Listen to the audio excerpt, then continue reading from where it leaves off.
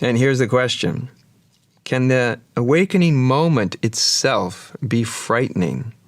As I understand it, to go towards enlightenment is to go towards love, and love lacks fear. But on the other hand, going towards truth is going through fear, is it not?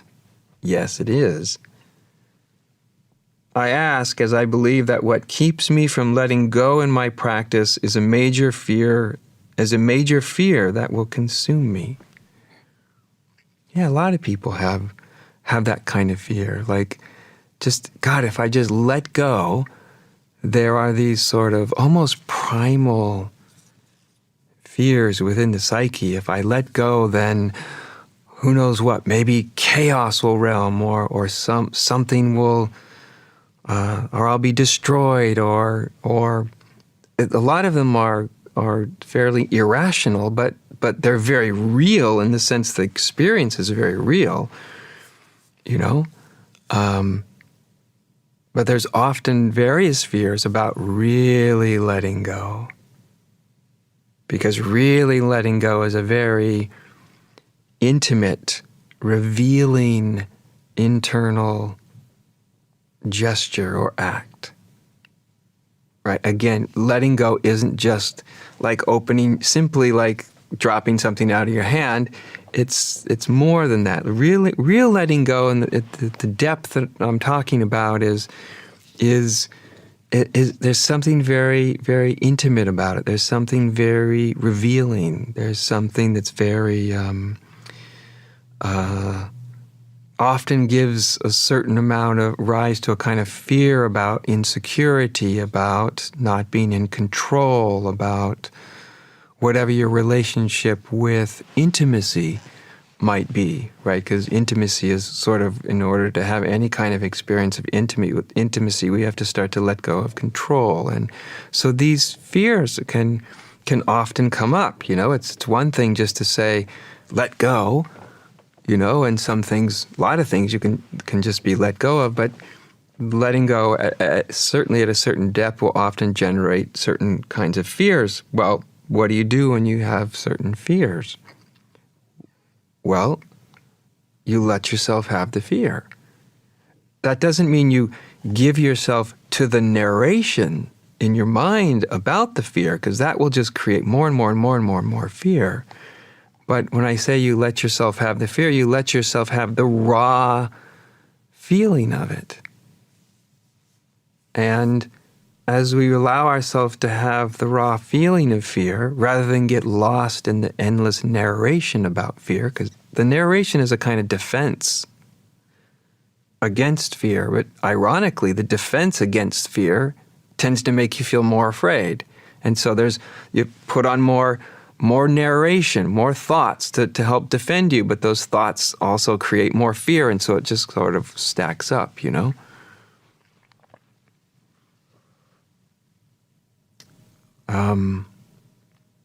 But if you see fear as it's just the next experience.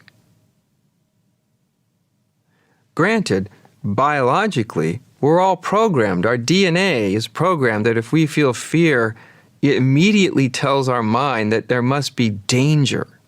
Right? You noticed? Whenever you feel fear, you immediately also feel there must be something dangerous happening. And that's a kind of survival instinct, right? That's really useful if you're in the jungle and, you hear a weird sound over there behind the trees, and all of a sudden the first thing you feel is fear, and your fear heightens your senses and tells you maybe there's something dangerous over there that's going to jump out at you or something. And so it's understandable that sort of the way we've evolved to have a relationship with fear. But part of doing deep spiritual practice, you'll run into fears where there really isn't any danger. I mean, usually you're sitting in a room, often alone, maybe with some people, but it's not like there's scary animals out there to jump on you. It's not necessary. It's not really that somebody is going to take advantage of you because nobody's around. But you might feel moments or times where certain fears will get elicited, and you'll fear it. You'll feel as if there is great danger. And one of the ways, not the only way, but one of the ways to start to realize that maybe there isn't danger is when you just sort of go, okay, well, let me just see if I can feel a little bit of this fear. Maybe not all of it all at once. Maybe that's too overwhelming for you. Maybe a little bit. Okay, I'll open to a little bit, maybe 10%. Okay, how's that? Has anything terrible happened? Oh, nothing terrible happened. Okay, maybe I can open to a little bit more, just a little bit more. And you just let yourself feel it. Oh, nothing happened. I'm okay. Okay, maybe I can feel a little more. And so it goes. It doesn't have to be an all or nothing proposition. It's not like you have to just dive headlong into your fear. Maybe you'll be called to do that. There's a time for that fear, that also. But sometimes it can be really kind of wise because it's almost like you're training your body and your mind to change its relationship. So you start to realize that maybe things psychologically can open up in your unconscious and you'll fear, but that doesn't necessarily mean that anything bad is about to happen. Maybe you're actually quite secure, everything's fine, and you're feeling fear. But as you're willing to do this, it's almost like the cells in your body and in your brain and in your mind, you start to realize that, oh, not all fears mean danger. A lot of fear is just the fear of the unknown, fear of insecurity. And how do you deal with that? Well, you let yourself consciously feel a little bit of insecurity, right? The key to moving things through, challenging emotions like fear, and of course this is a simplification, but it's kind of one of those underlying foundational orientations or understandings, is that when we encounter something willingly, so we kind of go, okay, I'm willing to encounter some of this, maybe just a little bit, but I'm willing to do it. That starts to dissipate fear. When you're resistant and you're pushing back, more fear comes, right? But there's something about voluntarily encountering fears, bit by bit, as much as you feel like you can, right, without being consumed by fear.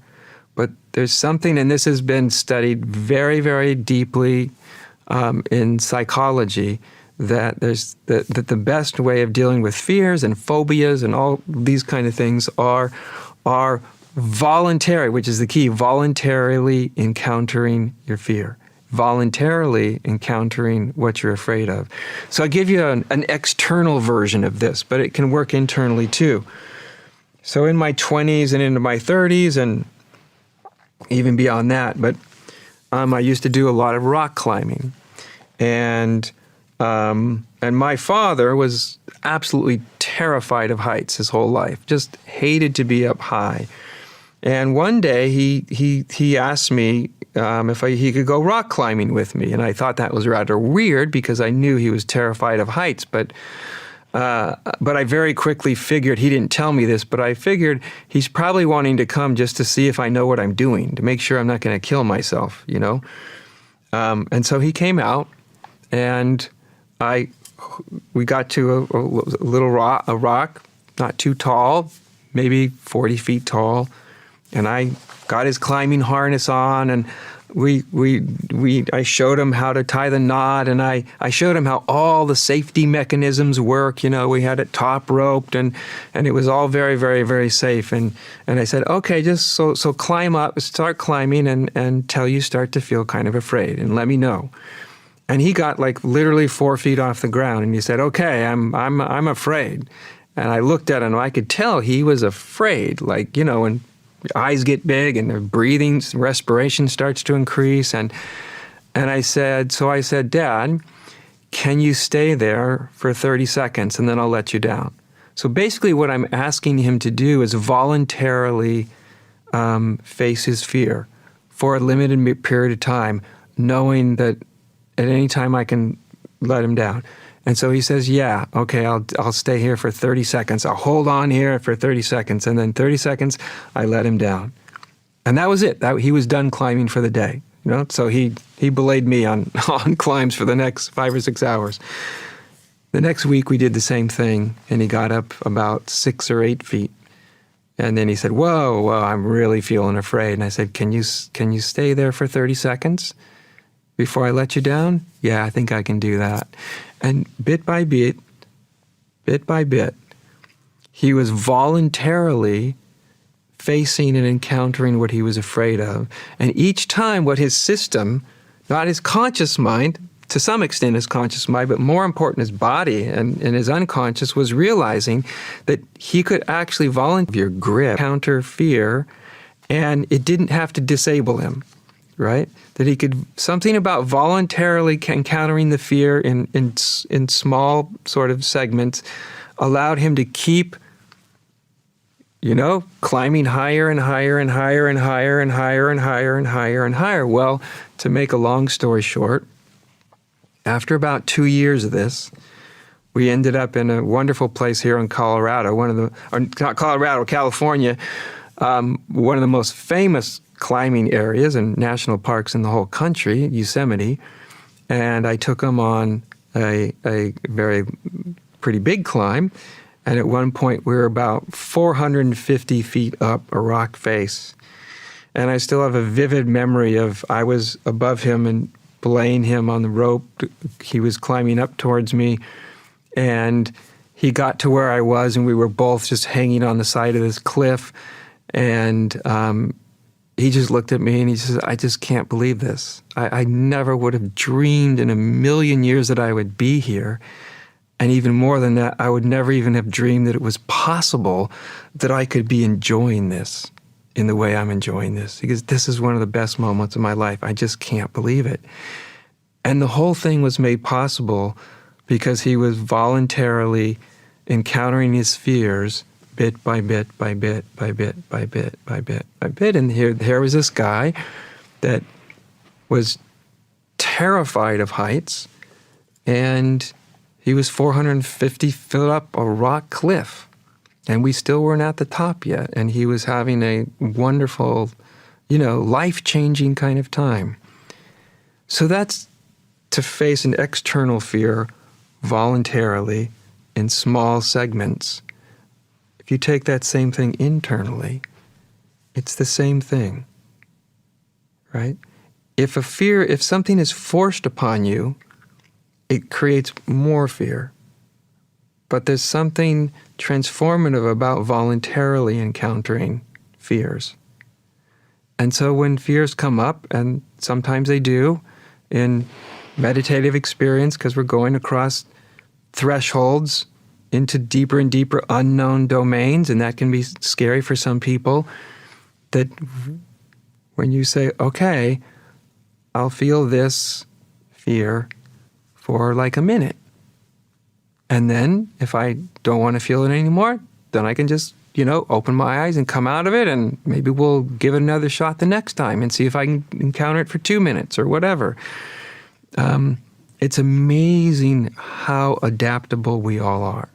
Just unbelievable how adaptable we are, certainly psychologically adaptable. I think a lot of people don't feel they're very adaptable because they don't understand the mechanisms through which we change and transform psychologically and spiritually.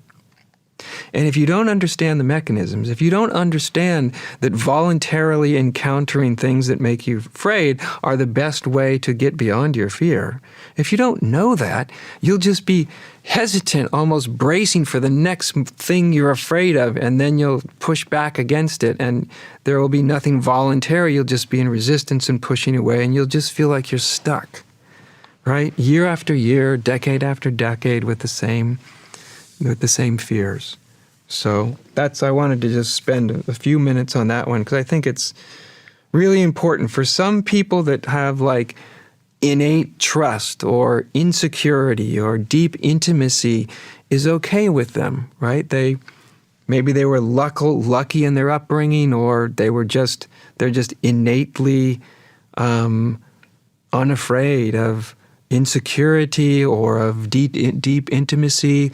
Like, okay, fear may not be a very big thing for some people. It's not for some people in deep spiritual work. But for a good proportion of people, there's times when you will encounter things that feel to you pretty scary, even though they're all internal, right? It's almost like a waking nightmare or something, you know? But it's important to know that by voluntarily facing them in whatever segments that you choose to do so or can do so, without being overrun by the fear, your system can adapt and you can transform your relationship with fear to a degree that most people would never even dream of, right? So, yes, it's not uncommon to face certain fears, and the key to them is you gotta face them voluntarily, right? But it doesn't mean you have to face all of it all at one moment. Maybe a piece of it for a few moments, and then maybe later a little bit more for a little longer, and so it goes, right?